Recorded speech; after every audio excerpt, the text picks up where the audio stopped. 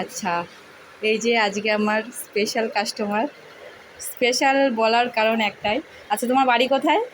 কল্যাণ, পাঁচের কল্যাণ। ও প্রত্যেক মাসে না হলেও, যদি মাসেও না আসতে পারে, তাও শুধু আমার কাছে আসে কি করতে? আমি এখানে আইব্রো, আপার লিপ আর ফোরহেড করি।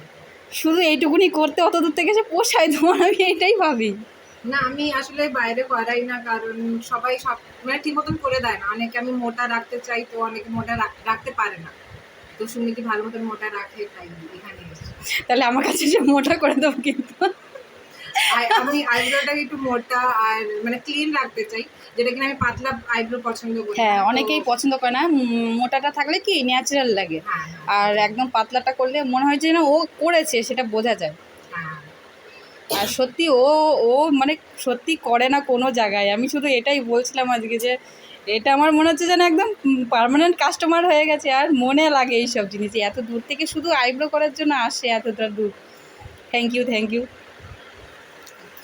আর আর একজন আছে, সে ফেড আপ হয়ে গেছে, শুয়ে পড়েছে। আমার কাছে কোনো কিছু করেনি, এসে নিয়ে শুয়ে পড়েছে। বাজে মহিলা, টাটা করে দাও।